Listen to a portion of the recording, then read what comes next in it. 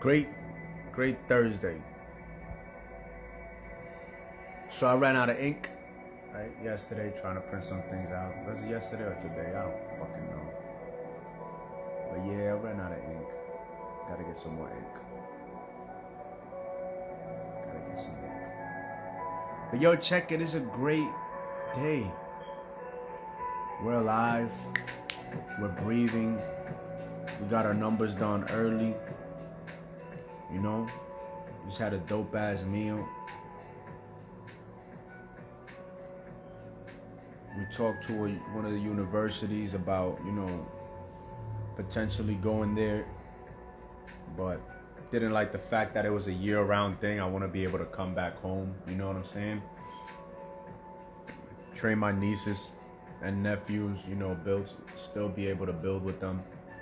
So two more I gotta look into, you know what I'm saying? FIU, FAU. Really looking forward to doing school in Florida. Ain't trying to do school up here. Wouldn't mind it, I'd get more money, but it's not about the money, it's about the experiences, right? Life is not about the money, life is about the experiences. Obviously, sometimes money can create opportunities for a lot of other experiences, but sometimes pursuing money over the experiences, over what is,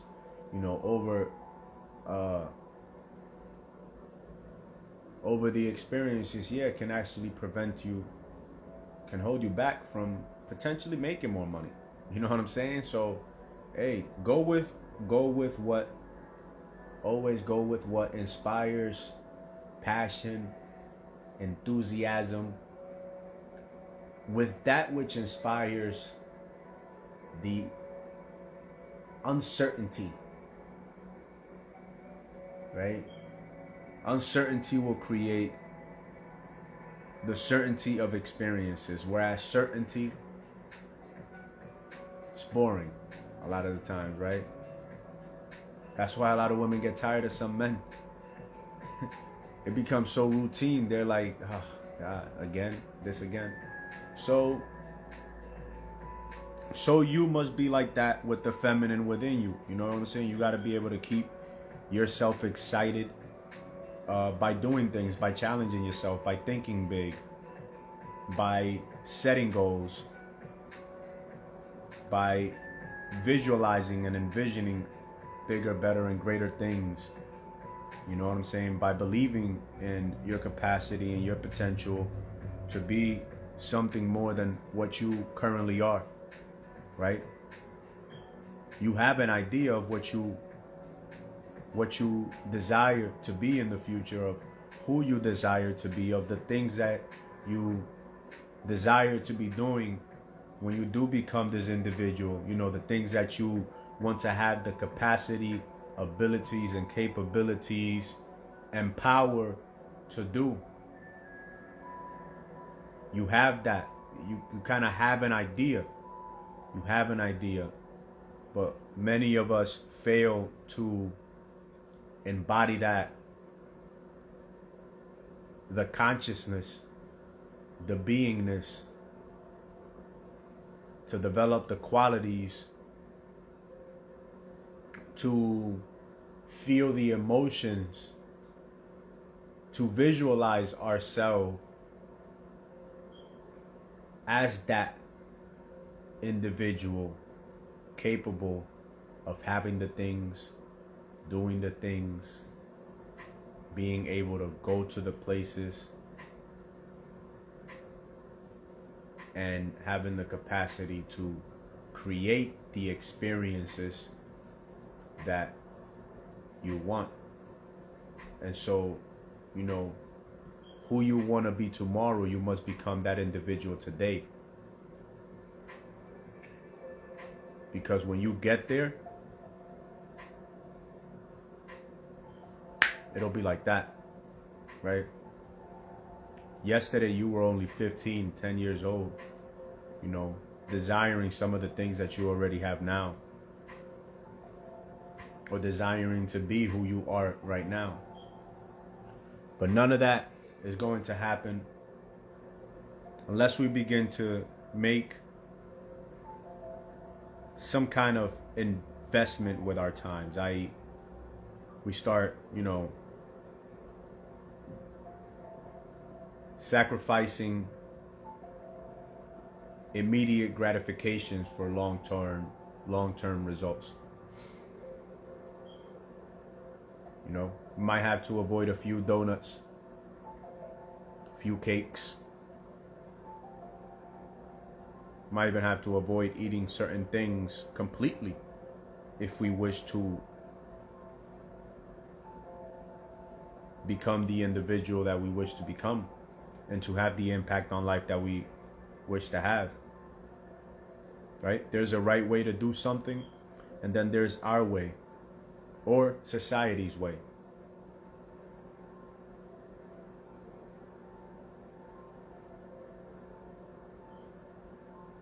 When we ask nature, God, consciousness, whatever we want to call it, for guidance and direction, we can't pick and choose what we do. You know what I'm saying? We're going to receive plain direction sometimes. Other times, no, I think most of the time it's plain and clear, right? It's just that a lot of the times it's discomforting. It's not what's most comfortable, right? Like, some of us, we may be out of shape, right? And so we ask, or not just out of shape, but we may be out of shape and in bad health. And so we ask God for help, or we may ask for somebody to give us a suggestion on how we can lose weight quicker. And they may say, eat a little healthier or eat a lot healthier and begin going for a 30 to 40-minute walk every day. And somebody may come back and be like, but I don't feel like it a lot of the times. I feel so this, I feel so that. And it's like, fuck your feelings. I'm giving you facts. You asked for help. I'm giving you direction. I'm providing you the things, the answers to the questions that you had, right? Some people, I'm having financial problems. What should I do? I'm broke. I'm in debt. Well, pay yourself first. Pay your debt.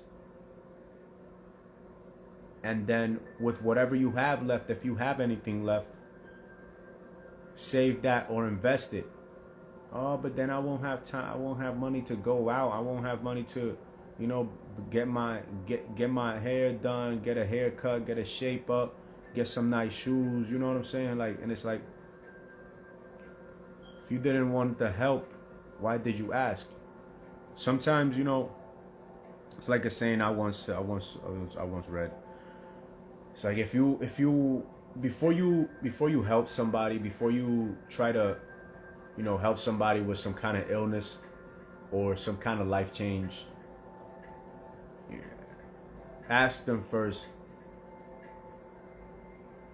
if you gotta kind of figure out if they even want to be helped.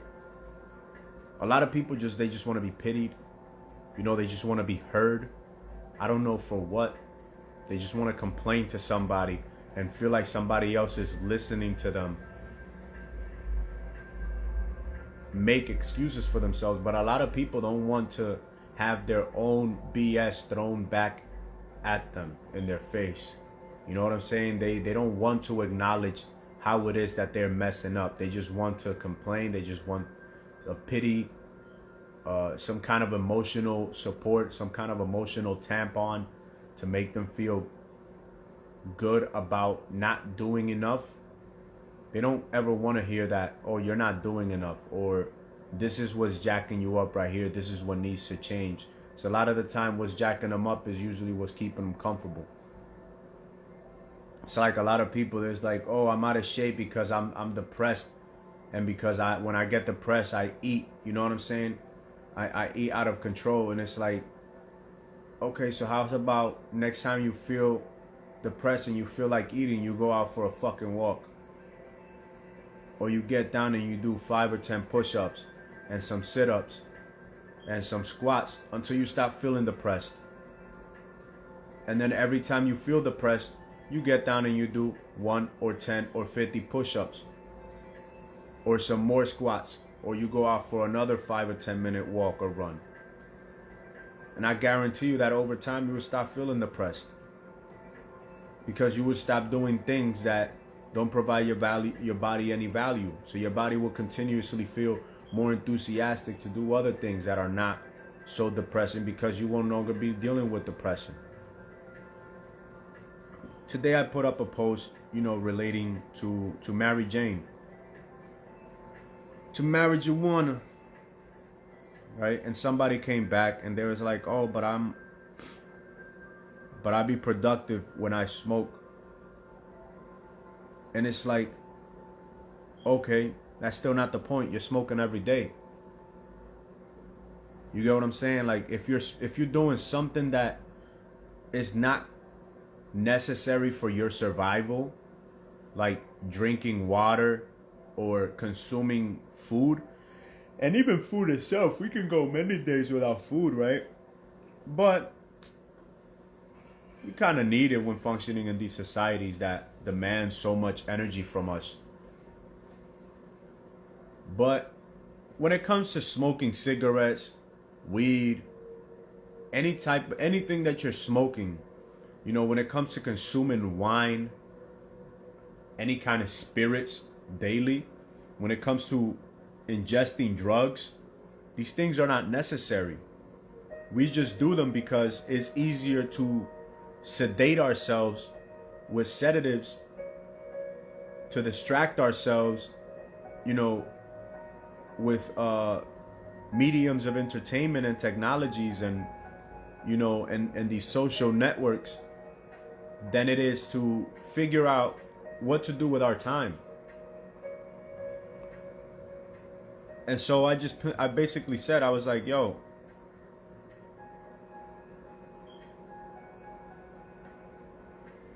commit to cutting it, because he was like, I stopped for a year. But a lot of the time you don't stop. A lot of people, you don't stop to like stop completely. You just, something required. I stopped smoking for 5 years. I was in the Marine Corps. I didn't have an option, right? But when I came out, I stopped smoking cigarettes. He's like, oh, but I've never smoked cigarettes. I'm like, I have. So I've dealt with addiction. So I suggest this, not just to him, but to anybody. Commit to cutting for 6 months and then come back and tell me your testimony. The testimony of your actions during these time, right? Maybe stop. Because a lot of people, they'll say like, oh, I was a high functioning this and that. I'm like, yo, listen, I was a high functioning pothead. So when I say what I say about Mary Jane, it's not that I don't like her. It's just that I don't need her to, function. Like, I was a high functioning pothead. I used to run 3, 4, 5, 7, 10 miles weekly.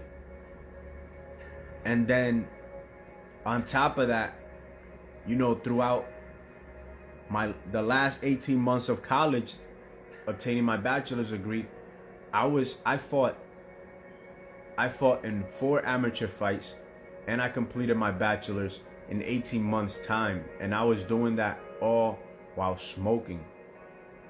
And I started creating a YouTube channel and putting videos up, and I was bringing my nephews and my nieces as often as possible to the gym with me. And I was doing all these things and smoking, right? So I've been a high functioning, pothead, but at the same time, I understand that is a habit. I'm using weed as a crutch. And like, Mary Jane is a psychedelic. Marijuana is a spiritual plant. It can be used for healing, but when misused and abused, it can also induce illnesses of the mind, body, and soul, right? Stress, depression, the same thing that it breaks when used properly are the same thing that it creates when used improperly. That's the thing about a lot, like even food. Your food can nourish you and replenish you and energize you, or it can, cause you to become unhealthy because you begin to abuse it and misuse it. So everything has a time and a place. And when it relates to, becoming a truly productive individual, then we cannot have addictions. It is impossible to be, to function to the best of our ability when we're still using or finding escapes and in things that we habitually entertain on a daily.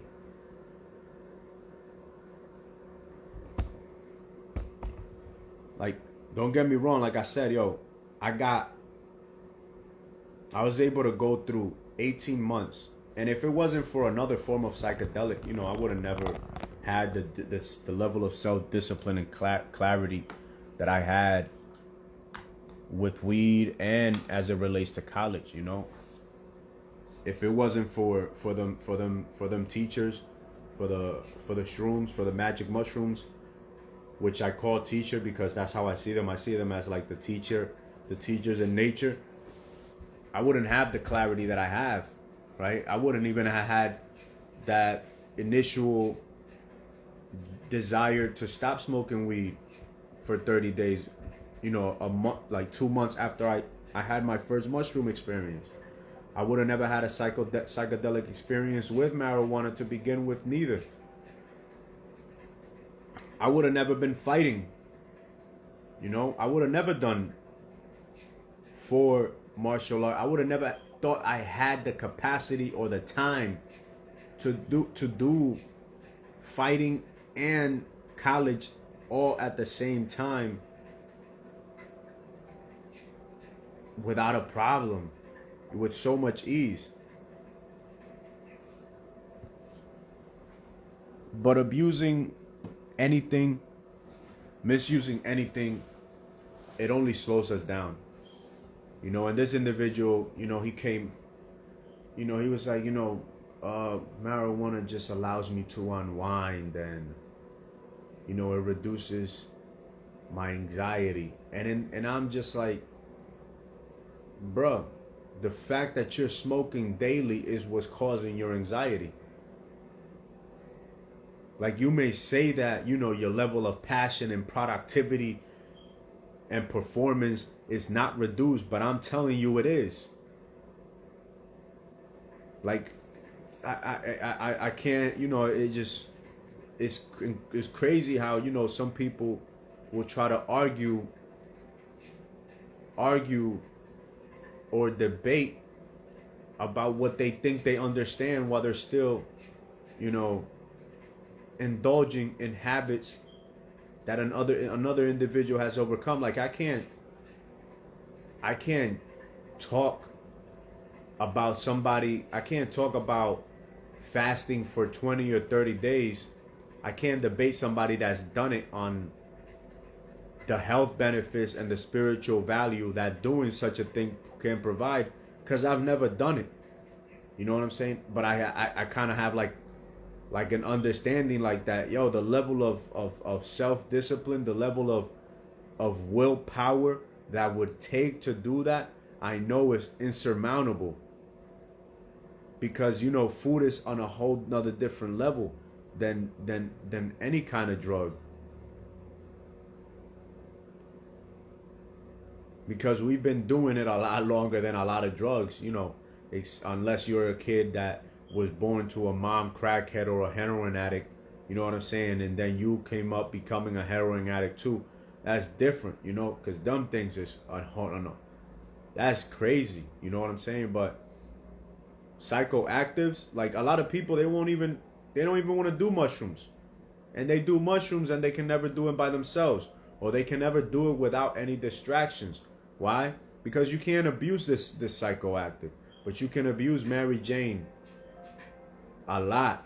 Like, it is so easy to abuse Mary Jane. You know what I'm saying? She has the highest potential for abuse. But when utilized properly, she can help in many things. You know, like I told myself I'm not smoking for 3 to 5 years, or until, or even then, even after making a few million, I'm still not gonna smoke the way that I used to smoke before. Like I might take some time off to travel into a jungle or somewhere, but I would only smoke in some place like that, right? Or the only other way that I'll smoke before achieving that kind of financial success is for fights. The day of a fight. And I'm giving y'all secrets, especially for fighters, whoever watches this, right? Because I want to destroy whatever anxiety I may have for that day first thing in the morning. I want to destroy any anxiety, any fear, any doubt, and just roll with the punches and just let it and just flow through my day with no stress and nothing. But like, marijuana, is one of the best one of the best substances that can be used for self-reflection and to reaffirm what it is that you are doing right, and to reflect on what it is that you are doing wrong. Is beautiful in that way. For meditation also, you can reach levels of meditation that you can't reach on a sober mind. You really can't, because the visuals are not the same, unless you're fasting for an incredibly long, going past 3-5 days of fasting. I don't even know, on just water, because your body is going to be so cleansed. And especially if you're adding some breathing exercises, you're just going to increase the level of your brain's ability to produce dimethyltryptamine and other feel-good chemicals like serotonin and oxytocins, and especially everything is just going to be going off in your brain. So you're going to be in your lungs, and everything is going to be so clean that you're going to be able to produce desired psychoactive like effects just by doing it with your body. But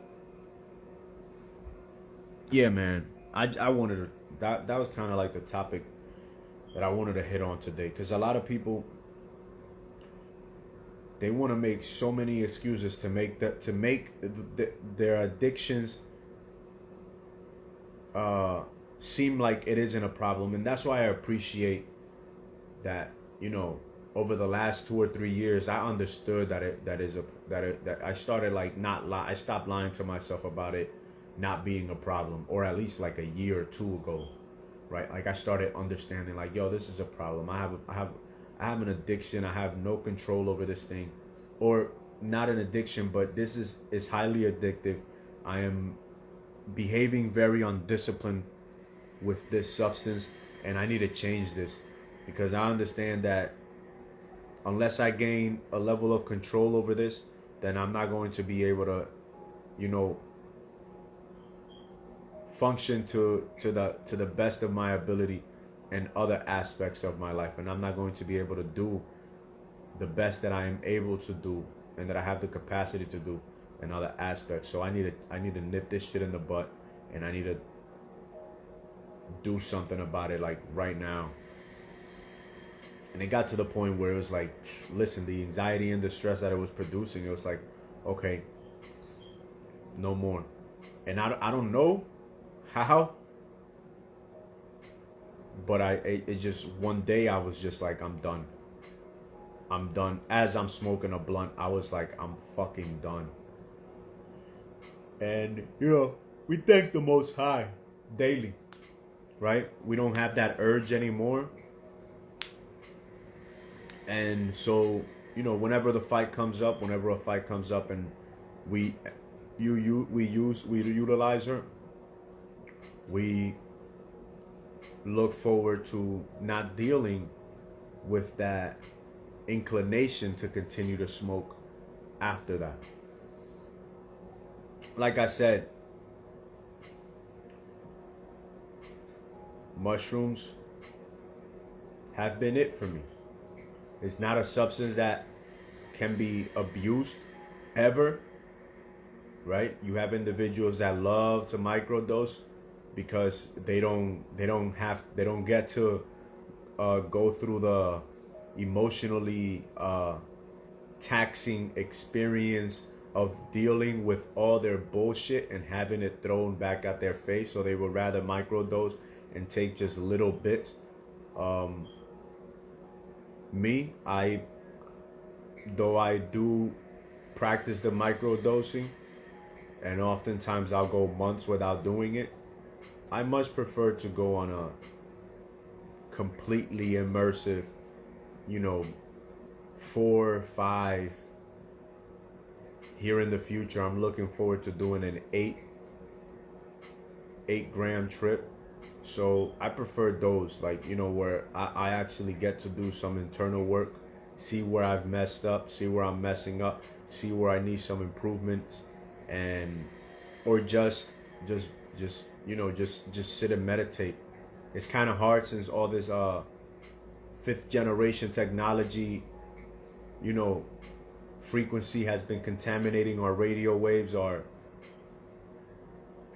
waves to in this last year and a half. It's been a little difficult to do anything like that in the city, to sit still in silence, because the frequencies are so loud. But we look forward to seeing what can be done in the future. But other than that, yeah, man, like if you're using something as a crutch,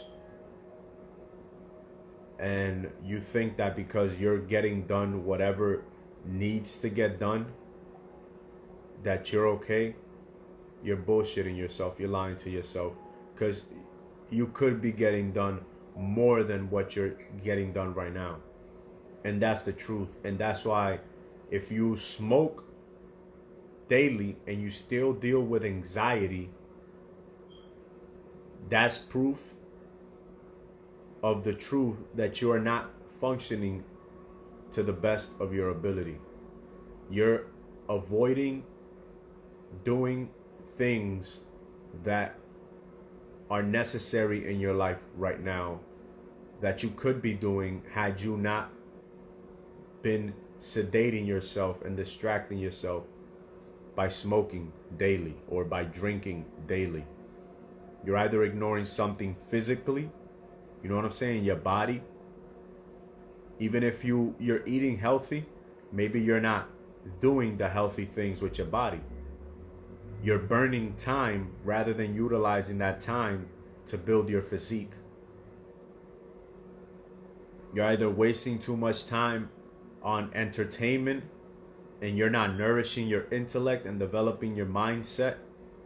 You know what I'm saying? You're ignoring your emotions, or you're not giving yourself the necessary silence and peace that your soul, your body, and your mind needs in order to, develop that patience, that internal serenity, so that all the external noises aren't driving you crazy.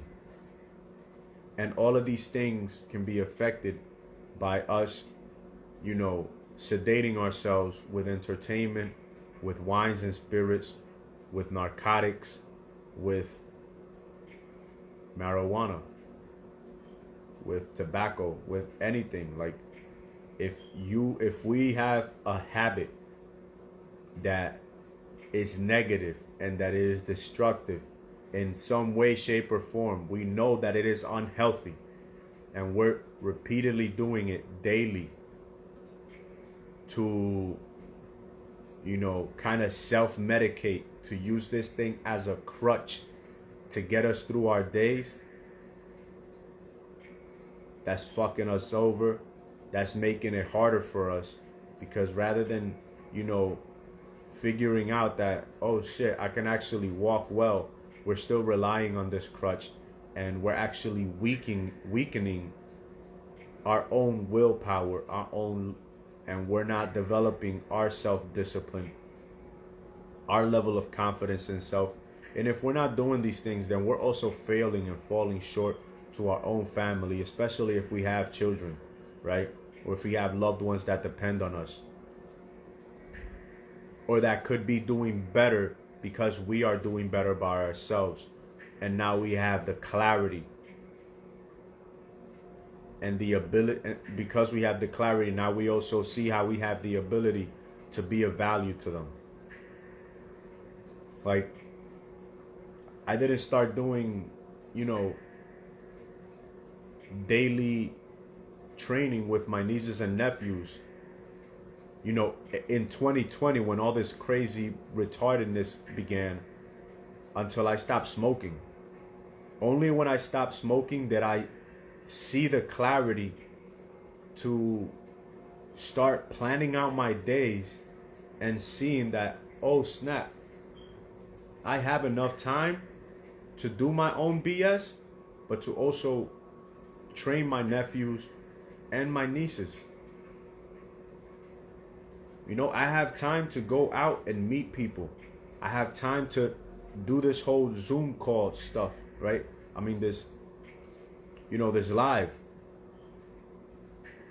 Like, I have time to do the things that I didn't think I was ready to do or that I was capable of doing. Because, why? I lack the self-discipline to keep promises to myself, to develop the self-confidence, to believe in my ability to do what I set my mind to do, irrelevant of failures. And sometimes that's what's keeping us from, seeing the opportunities that lie before us, for us to be able to, put into practice and into motion the necessary actions to create, or to begin to create, the visions that we have of ourselves in the now, rather than waiting for tomorrow or for perfection, whatever that is, or to be ready. Right? Like Nike, we should just do it. Whatever we can, just do it. Whatever you can do right now, just do it. Do what you can with what you got, wherever it is that you are. Only by developing this kind of mindset of doing what I can with what I got, wherever I am, can we, develop the capacity to do something with our lives. A lot of people never start because of fear of failure, or because of the belief that they're not ready. And it's like, you'll never know if you're ready if you never start. Like today, for example, I called. I was on a call with a university in Florida, and the individual from the psychology department is asking me. He asked me like 2 or 3 questions. And, I did my own my answer to each. And then he gets to this point where he's like, "Wow." He's like, "I've been talking to you since I've been talking to you. I've gotten about 2 pages full of information on you." And I'm amazed at the fact that he was like, we're actually supposed to go through a format, and I'm supposed to actually ask you questions. And after talking to you, and after all the notes that I've taken, I haven't even asked you not one of those questions, and I'm pretty sure that I can fill out that whole questionnaire just based on what I've gotten from you right now. And then he's like, "This has never happened to me. I've been talking to you for the last few minutes, and you sound like somebody that's already studied psychology. Like, all of the things that you're talking about are the things that we teach in psychology." He's telling me this. In the back, I'm like, I'm in myself. I'm like, I can't, I know, but, you know, I don't want to say that. I'm just like, you know, all humble and stuff, right? And he's like, usually I have to pry out this information from individuals calling to, you know, start this program. And you're the first time that I'm having a conversation with somebody and you answer all of my questions without me even asking them. And even just talking to you, I just kind of know that you know what you want to do with your life. And it's like, of course I know what I want to do with my life. I'm already doing it. I've been doing it without knowing that I was doing it since I was like 14 or 13 years old, and I saw another kid with a set of abs while all I had was a fat ass fanny pack, because I was fat for like 2 or 3 years, right? From like 11 to 13. So from the time that I started working on my body, I knew what I wanted, and what I wanted was better than what I am. What I've always wanted is to be better, to be more excellent than what I am. I'm never going to be satisfied. I mean, it doesn't mean that I'm never going to be happy with myself. Of course, be happy with yourself, but always understand that there's a lot of possibility for growth in all of us. There's always a possibility for growth. You weren't just comfortable crawling around on the floor. You know what I'm saying? Eventually you wanted to learn how to walk like everybody else, and then you wanted to learn how to run. And so it is, you wanted to learn how to talk as well, right? If we want to survive in society, we have to learn how to talk. But if you want to learn how to thrive, right? Because there's a difference between surviving and thriving. A lot of individuals in our society, they're surviving. Medium wage, low wage, middle class, whatever you want to call it. Barely making it, almost making it. That's surviving. You know what I'm saying? That's surviving. That's like every day you got to wake up when the clock goes off, whenever you got to show up for that other individual. You know what I'm saying? For that job, that occupation that keeps you just over broke. That's surviving. Somebody else is minding your mind for their benefit. But if you want to learn how to thrive in society, you better learn how to speak well. Because the only difference between the rich and the poor is that the poor just learn how to talk. The rich, they learn how to speak well. The poor, they seek to be okay, mediocre. Those that achieve great things in society, they seek excellence. They seek good, great, and excellence. They seek extraordinary over mediocrity. So whatever it is that you want in life, that's what's going to dictate your level of development in life. You know, if you want to be flying in private jets, making $5,000-$10,000 a week, or, you know, that might require, you know, extraordinary work. You know, if you want to be making $5,000-$10,000 a month, that might just require some good or great work. But if you're only looking for $2,000 a month or $3,000 a month because that's enough for you, then okay is okay. You can be okay if that's what you want to be.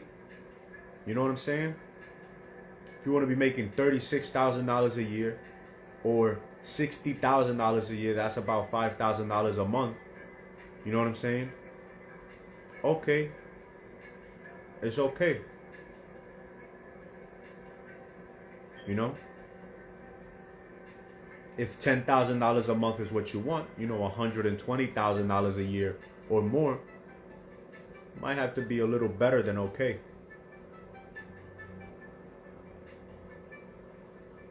It just depends on what your wants, what your desires are, and what comforts, what pleasures, what immediate gratifications you are willing to sacrifice to get to those things.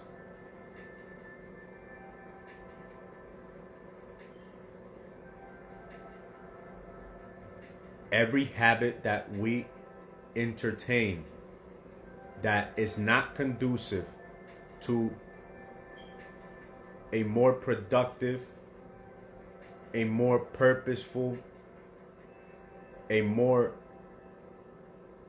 progressive development of ourselves is destroying the promise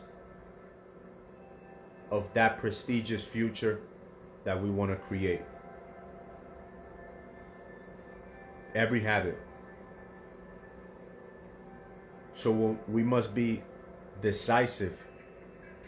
We must have discernment. We must develop a level of consistent self-discipline in the little things that make the biggest difference in our lives.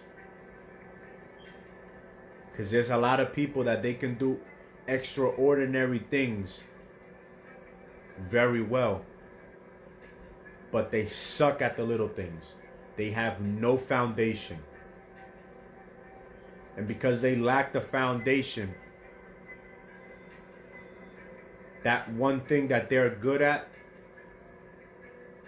never means anything.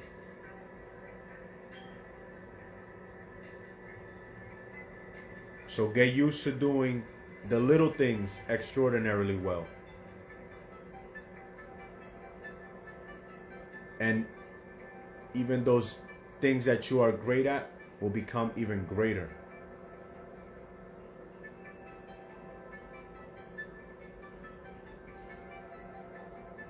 Learn to figure out, you know, if those habits that you're entertaining are actually worth the time that you're burning.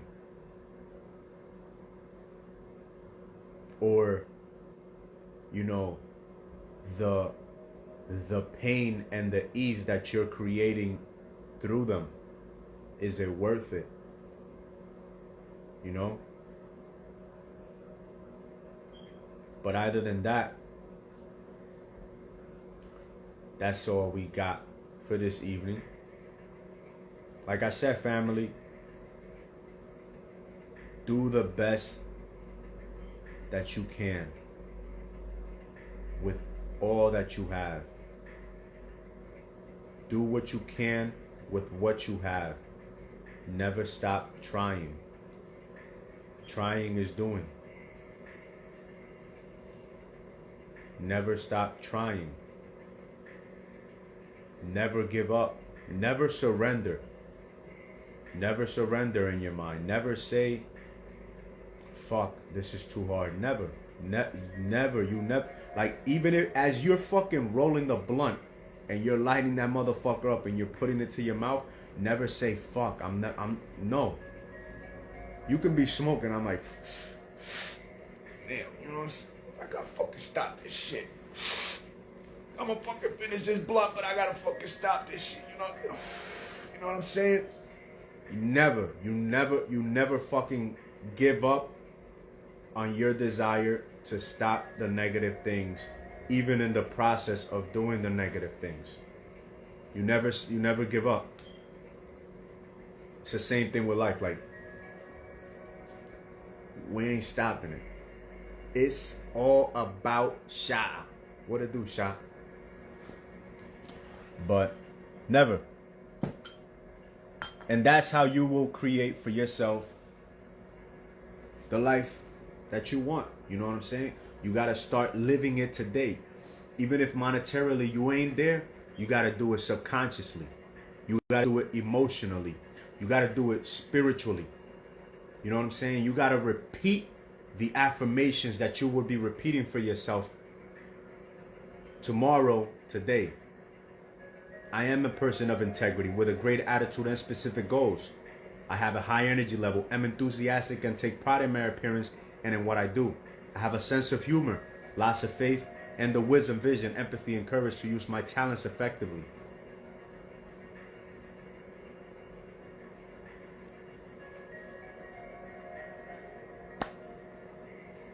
Maybe we could get on a talk and I don't know.